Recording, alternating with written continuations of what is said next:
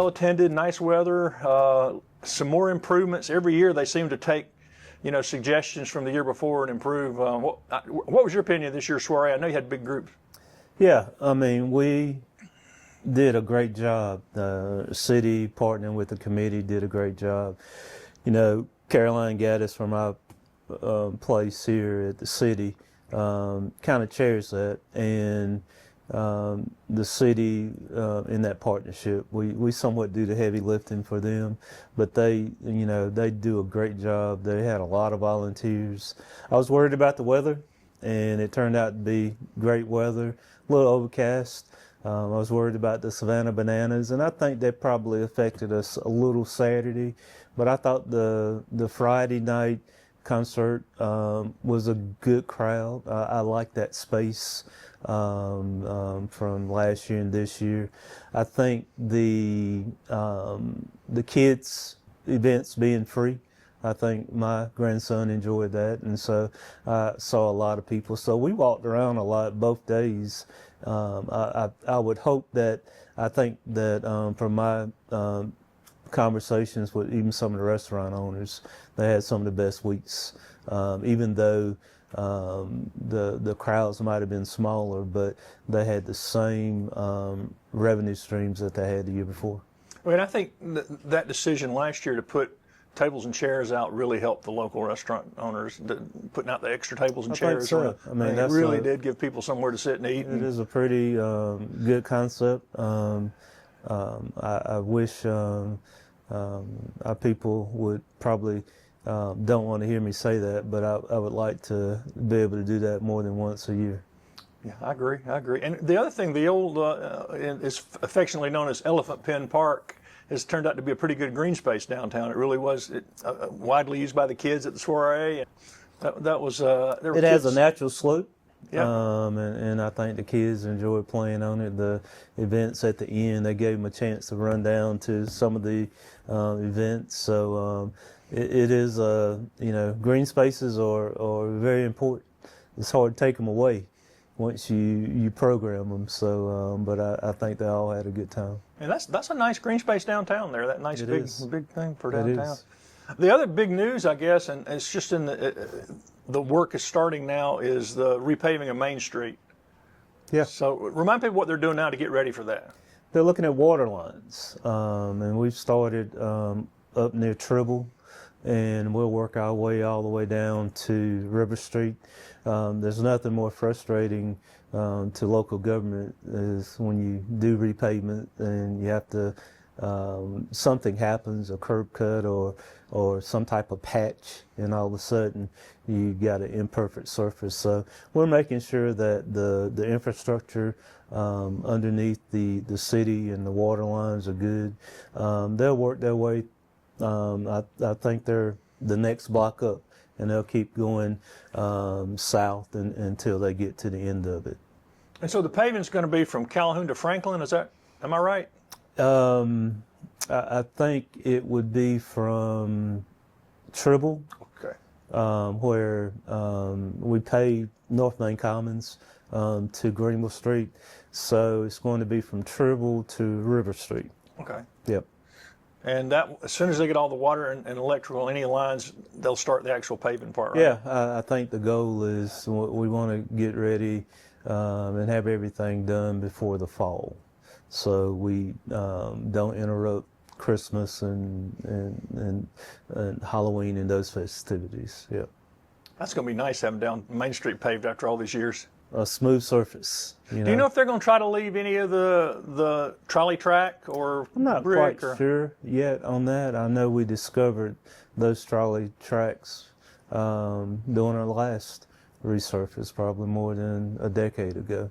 So I'm not really sure. That's a good question. One thing that's actually, and I always thought it was a good project that's turning out better than I even expected, is Lindley Park. I mean, I've been watching that progress, and yeah, I mean, in the drawings of it were one thing, but you see what's going on out there. It's really moving along. Do you have any idea when they'll finish that? I actually had an opportunity to walk inside the park last week, and I mean, even looking from the outside in, but throughout the park, It's bigger than you think it is once you get inside it. They finished the bathrooms and the shelter. The playground equipment is about finished. Right now, last week they were finishing the irrigation, and if you know, and getting ready to plant trees. And so I was told, and probably I think it would be the first Thursday or Friday of June would be the ribbon cutting. Wow. And so they're close. It's hard to believe it's May. So they're working very hard. The peanut about that we've called the Glen Street and Tribble and those streets won't be completed in June. We'll continue, but the focus is completing the park. You're working with a lot of other agencies and stuff to take care of that, right? Those are not things y'all can just move on, right? Well, yeah, I mean, and we've got to be conscious of that, but the park itself will be open in June. And a lot of work going on out at Caters Lake. Caters Lake. That's supposed to, they're still shooting before Christmas, is last I heard. Yeah, I mean, what are you? All right, what everybody's social media talking? What's happening with the ducks and the turtles and the fish? I mean, tell me what's happening out there with that. Well, you know, the lake itself was not a healthy lake. First of all, I mean, it had been neglected. I think we attempted to remove most of the ducks and most of the fish, working with local organizations to do that. We attempted the Canadian geese. They have wings, they could fly, and most of those left. And geese and birds are very good at finding their way back home.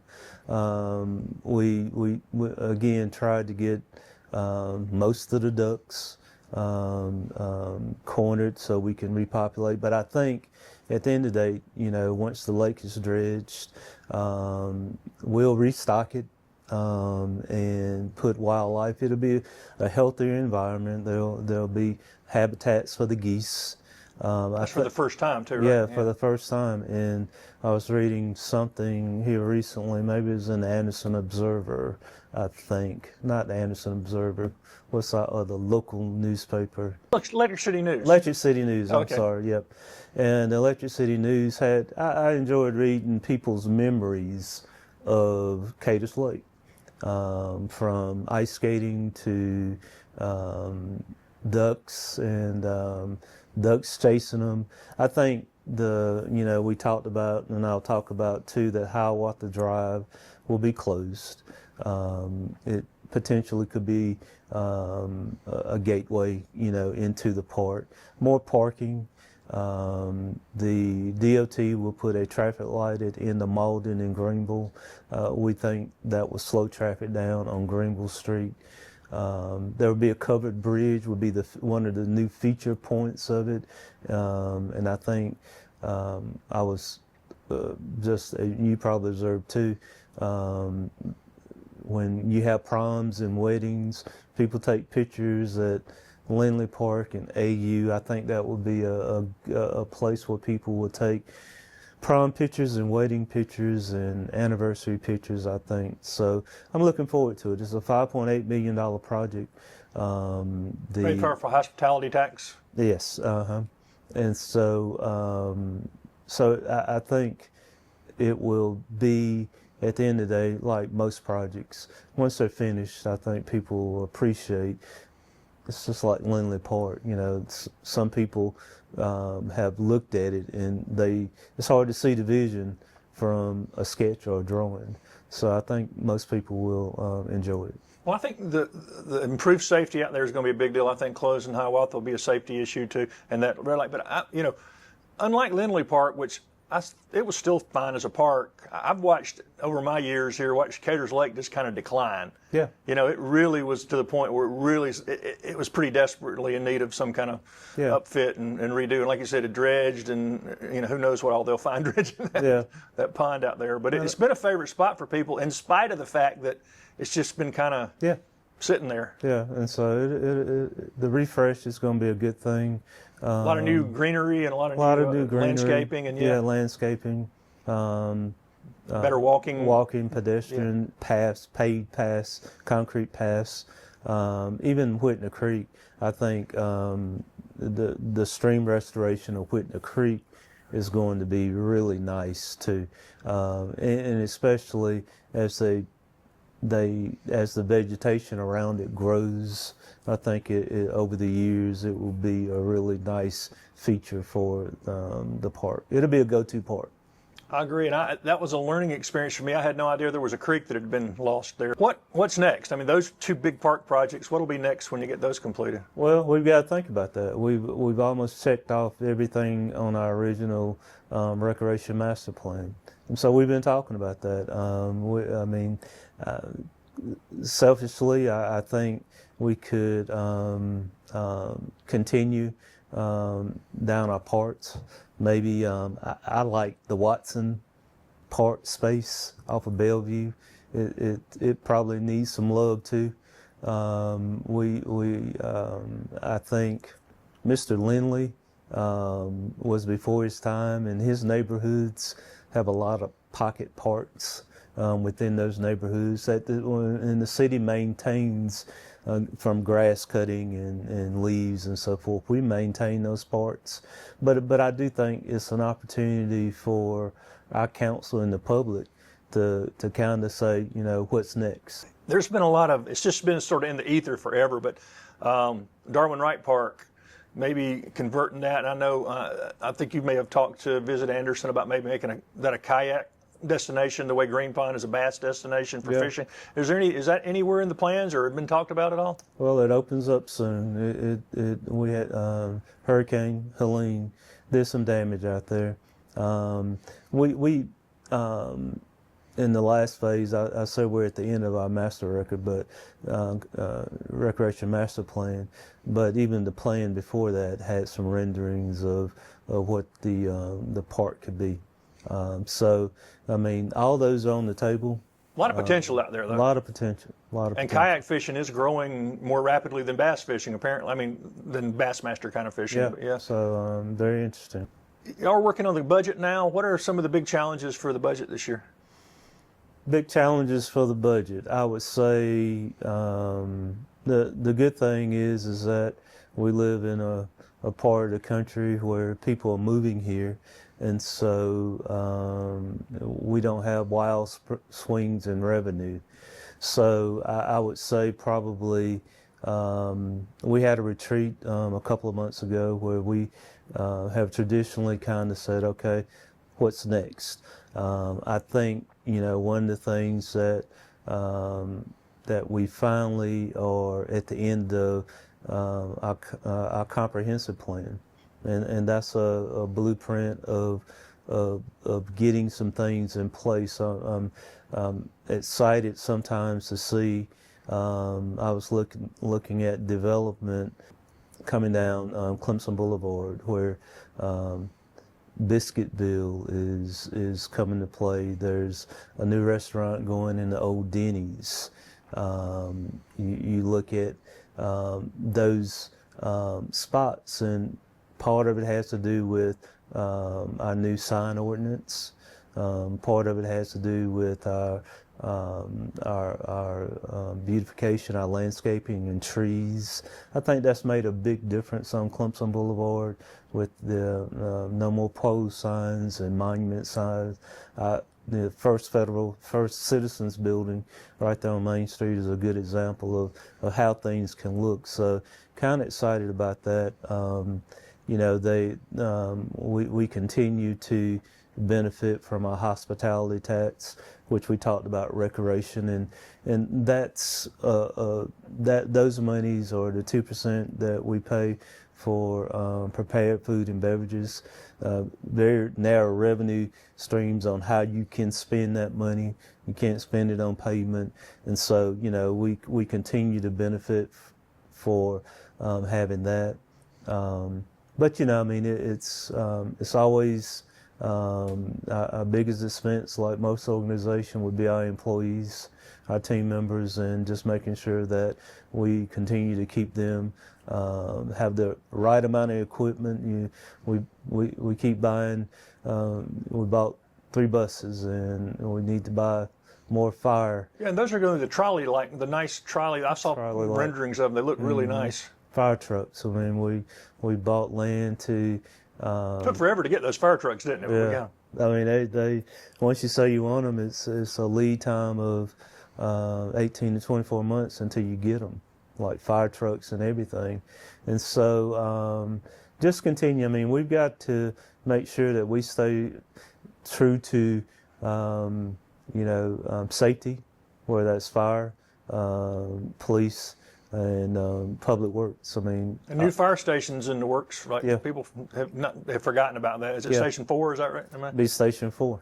And as we continue to grow, the community continues to grow. We probably are looking at where Station 5 goes.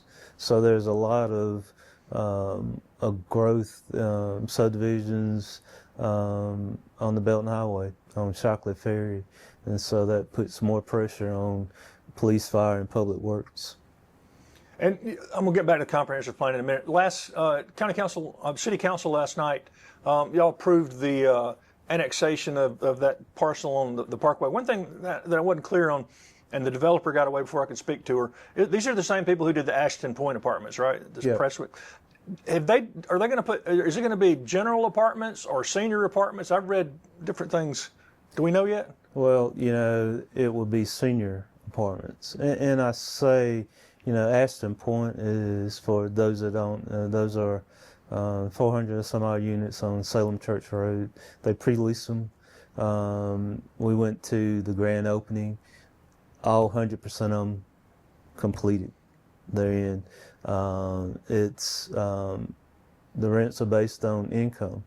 And this project that was, and their tax credit, these organizations are attempting to get tax credit money from the federal government and state. And so it's very competitive. Whether they win this round or not, you don't know. But, that part of that process would be for a sliding scale for seniors. And we don't have much like that in Henderson right now, do we? Not really. I mean, People are aging out and losing their apartments because of rent prices. Yeah, we have some. We have one by Lindley Park. We have one on West Market Street. Those are very small. They're small, but Yeah. this one is, and we talked about this one. They won tax credit money for the Murray Franklin site, which those, I think it's 80 units. Where are we on that? I hadn't heard an update on that lately. It is, they're in the design phase right now. Hopefully they'll get some plans. We had some input from them at our retreat where we looked at what we thought it should look like. It's 2 stories, really 3 stories, but the land lends itself to the front of it just being 2 stories. Again, attainable housing, attainable rents, and it'll be a gateway into the city. So that's, I think at the end of the day, I think I heard at the summit that we had for the homeless, one of the managers of one of the stores she was excited about Chemtech, but when she heard it was market rate, she was not excited because she says she needs help. Can't do market rate. She has 3 or 4 people on her team that would benefit from that. So hopefully we need people close who are working in our restaurants and working in our hotels to have an affordable place to live near our city. That helps. And where is Chemtex? Where are we at on that? They're still working through their process. They're fully, I think they have permitted everything. I think, like most developments here, the first part of the year, interest rates, a lot of economic things come into play. I hope those projects don't get stopped.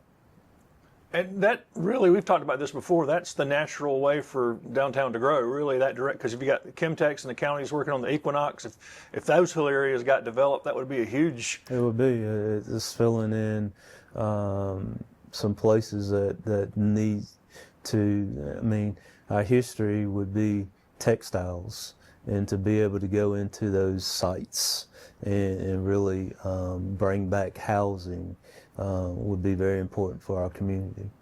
The comprehensive plan, which if people want to look at it, is online. It also includes recreation beyond parks. How are the recreation facilities doing? Are you outgrowing them? Do you need to expand? Because I know one time we talked about the rec center needed to be bigger. Well, we all feel that from us to the YMCA to Belton to IVA, you know, programming continues to grow because more people are moving here. And so we probably, from a capacity point of view, aren't completely, but there are a lot of people that use our rec center. We talked about that last night a little bit. And the memberships have gone up. You know, we just started, you know, youth softball, youth baseball. And behind that would be adult tennis baseball.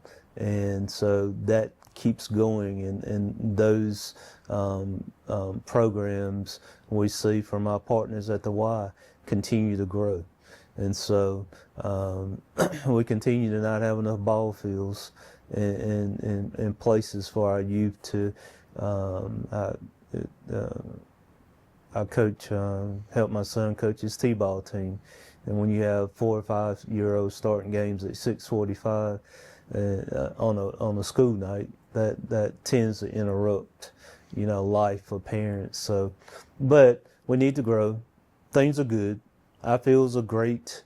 We get so many compliments on our ball fields downtown.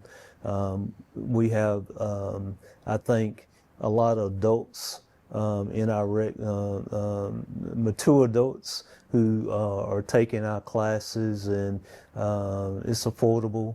And so we're looking forward to looking at that and trying to figure out, as part of our recreation master plan, on how we maybe have to expand the footprint of our rec center. Have any updates on the shared kitchen, how it's doing? It's doing great. Glad you asked. I forgot about that. There are over 20 people. Last I heard a report, a presentation given to Appalachian Council of Government. One of our folks did, and over 20 users. People have really gravitated toward just not having to leave their community to use the shared kitchen. There's a lot of training going on in that shared kitchen with wait staff through our city, just to make sure that we support the local businesses as they need to train their people on hospitality. And food trucks are using it. I mean, it's a place where they can dump their oil and their fats into a place at an affordable rate. So it's doing great within a year. And that whole building structure there, how is the incubator working for other stuff there at the? You know, we continue to program. The brew is done there. We have a business meeting monthly where we're bringing in people from Clemson and other organizations to talk about business planning and financing. And so that's very important. So from an economic development, what we want to do is we want to be able to incubate people in our shared kitchen, and hopefully it gives them an idea that they could do a brick and mortar, and you just kind of start that process over again. So I think it's going to work out very well. Speaking of brick and mortar, when's the demolition for these buildings across the street scheduled? Is that on the calendar anywhere yet, or? You know, it takes a while to abate everything and make sure that that structure, if you move that structure, that other structures won't fall. So they're doing their due diligence and trying to make sure that it's done in a very safe manner. and there are a lot of regulations that fall into that. So I don't have a timeline for it, but I think it's another exciting project. I was looking through the comprehensive plan, and I didn't see too much about downtown proper. What are y'all doing to try to bring people into some of these empty storefronts downtown? Well, we have to continue to try to do the infrastructure part of making things attractive for private businesses. And that would be, I can't imagine what our downtown would look like if we didn't have the parking garage behind us. Sometimes I wonder where would people have parked, and so it's not only even the Soiree, the parking garage has a life of its own that goes from really very heavily both parking garages on that Thursday, Friday, Saturday beat. And so we've got to do things like that. Would we need a third parking garage? Yeah, absolutely, at some point. And so as we take our work with the hotel is very important. And that's generating a lot of activities that keep our businesses, restaurants in particular, and even retail, it gets them through the weekend. And so we've still got to make smart investments like that. We've got to pave Main Street and make it attractive. We've got to make sure it's always feels safe, it's clean.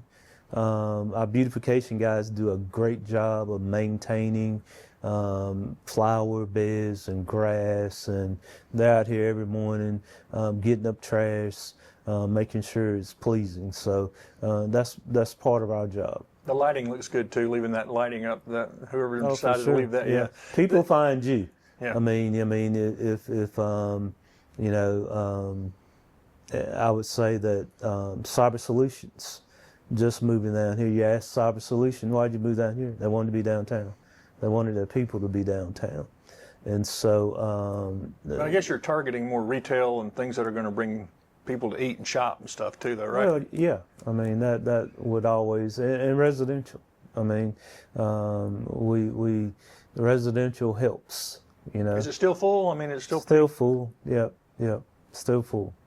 For us, we are obviously going through our budget and just making sure that we understand some of the things that will affect us and make sure we plan for that. Hard to believe, but the fiscal year starts again July 1, and you blink your eye and we'll be in the fall again. So things move kind of fast here, and kind of slow sometimes, but it's an exciting, and this part of the country is an exciting place to be. Anderson is, our desire is to be one of the most desirable cities in the region. That doesn't mean we want to be the biggest. We don't want to be like other cities. We want to be Anderson. And so, and we work very hard every day to try to do that.